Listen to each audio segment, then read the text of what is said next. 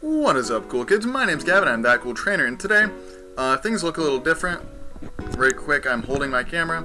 Basically, I'm going to do a quick little tutorial about something that I had to do anyway, something that I was going to do, so I might as well just make a tutorial, show you guys how to do it as well. I mean, there's a million other tutorials on how to do it, but there's a certain way. I've only seen it like in one or two other videos, so maybe it'll make this one unique.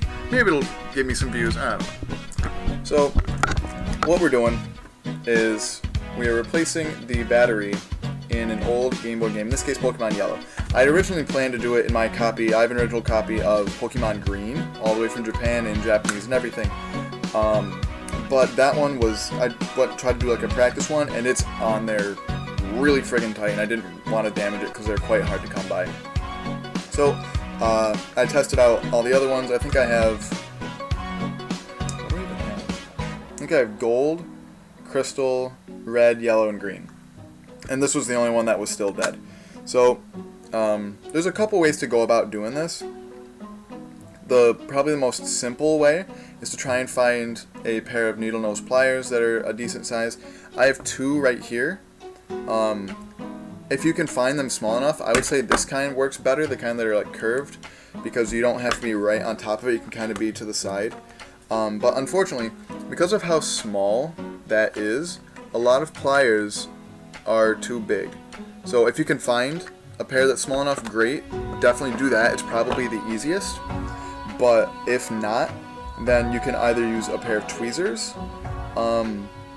Obviously the finer the better, and these ones can do it, just not super well.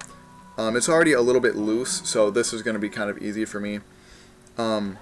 But if you're using tweezers, it's best to not go like on each side. It's best to use like the points and do it sort of on the same side, if you can see. So both of the pointy parts, see how it's like pointed at one end, the top end.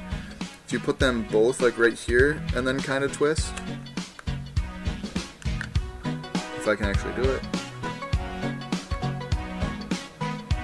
Yeah, it should turn reasonably easily. And you can do it that way. Probably second easiest way to do it. Now the third one is, in my opinion, the most fun. If you have a really old classic game that's in very good condition, this Yellow is not, so I don't really care as much about it. But if you have an older one that's, potentially worth some money someday, do not do this last one. What you can do, you can find a part of a pen. In this case, I have the little plunger piece at the end, the one with like the teeth that you click in from a pen that looks more or less like this. You take it apart, you can get one of these. What you can do is you can take a lighter and you can melt the end of it. Do not catch it on fire, but you can just melt it a little bit. You can catch it on fire somewhat. Right now it's on fire, but you don't want it to be too much. Go out. Okay. So then you can put it in the hole and let it chill for a second. And what that does, the melted plastic basically forms around the screw, and you can use that as a screwdriver, more or less, or like a socket, whatever you want to call it, something that's like around it. You twist it and it'll come undone. Now, for this one, it's going to be relatively easy because, like I said, it's already loosened. Like you can see, I just loosened it with the tweezers. You can also use like the end of the pen right here. You can do the same thing because that is some sturdier plastic. I've seen it done with like the most generic like Bic pens that you can find. This should be cool.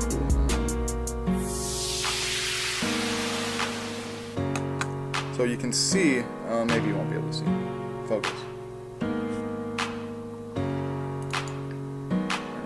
Autofocus. I hate autofocus, but this time it's kind of helpful. Okay. So you can see it's got a little teeth in it. Maybe you can't see. Oh god, my fingernails are disgusting. Anyway, it's got little teeth in it. You can get the plastic out, and then you can just find where it goes in. Push it down, and then turn it.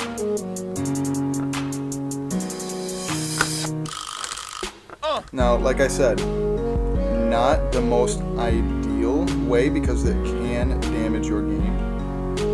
But if you're like me, and this particular yellow, I don't care too much about it.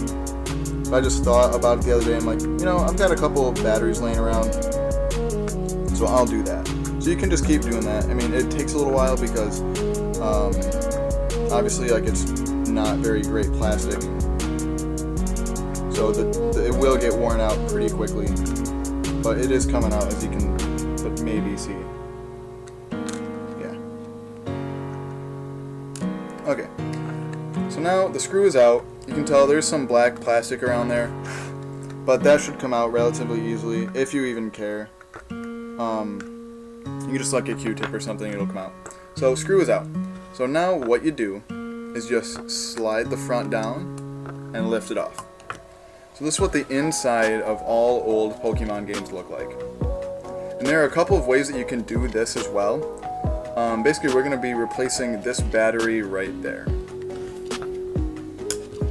So, probably the best way to do it, although it's not how I'm going to do it, is to solder it.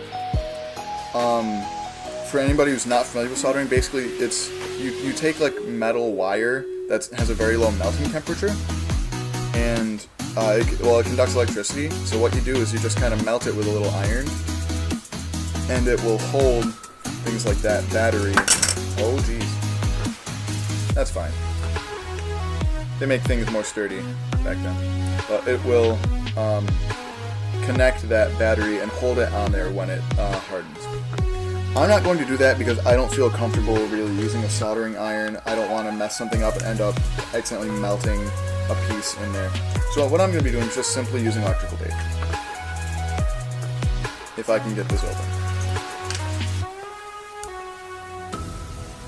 Now virtually, I say virtually because I did mess up once and buy the wrong batteries, but virtually any Bitcoin battery will like suffice for this. The ones I bought are slightly larger. This one specifically is an Energizer CR2032. It's a 3-volt battery, so pretty standard coin battery. Now this is a part where you have to be rather delicate because the glue right there cannot be broken. But basically, you need to take off this part of the battery. So it's best to start from the bottom, sort of pry your way underneath it.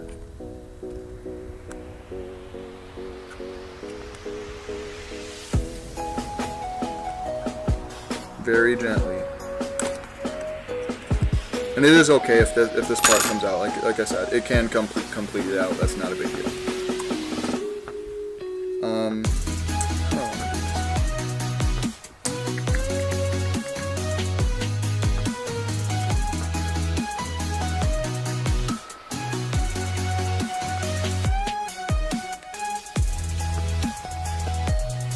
Yeah, so basically, it's not going to look pretty when you're done. It's really not. But I'm going to peel these off, and I will be right back. Okay.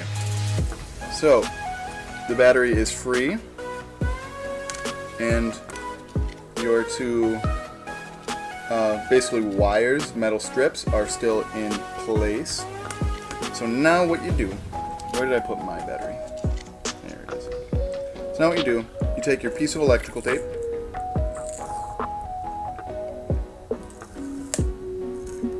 you don't want it to be too big, basically just big enough to wrap around the battery, like with the battery in the middle, so like this, so like each side can wrap over it.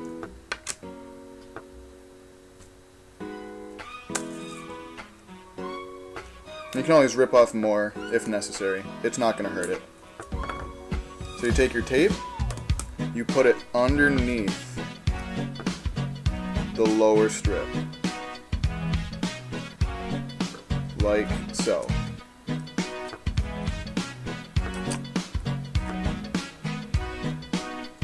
Then simply put your battery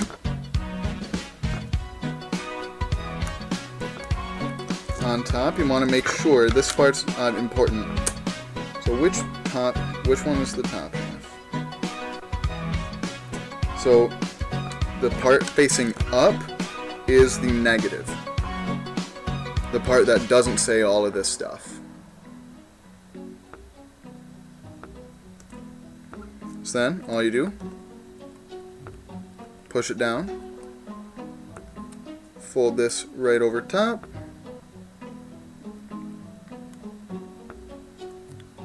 and then put down your tape. This battery might seem a little bit big, but as long as the game closes, you should be okay.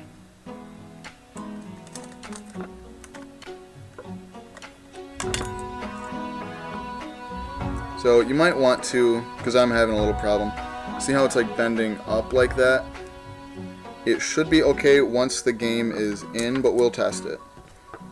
Because in order to test it, you don't even need the game to be screwed in. You can worry about that later.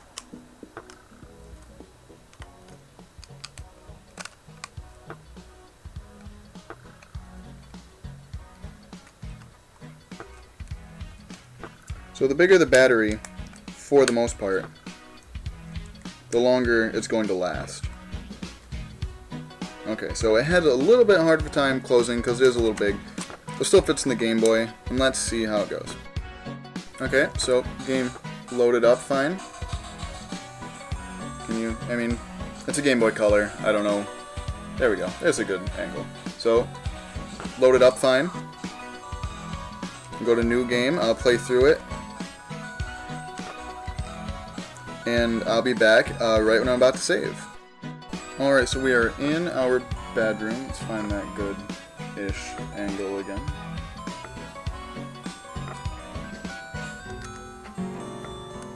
So we'll go to save.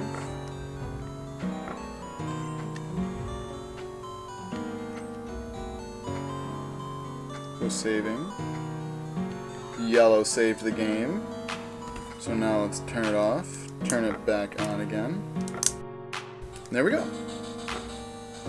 So he says continue.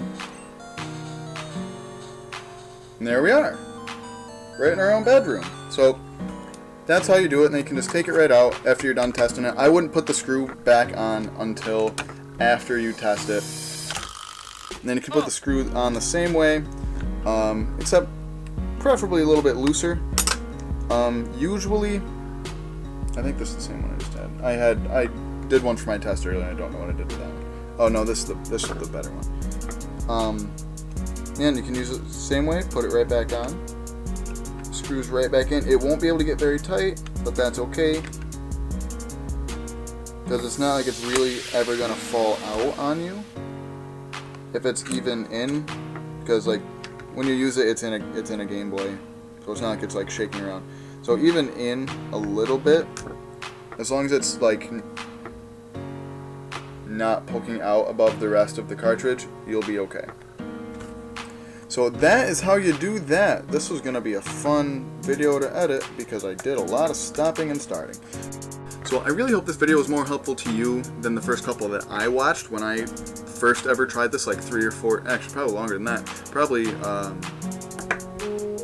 back when I was like 14 or 15, so like 6 or 7 years ago. There was just not any really good tutorials, so I hope this was better than those. Thank you so much for watching. If this helped you at all, smash that thumbs up down below. And if you enjoyed this video as much as I did, please like and or subscribe. Follow me on Twitter and Twitch @ThatCoolTrainer. And until next time, smile later.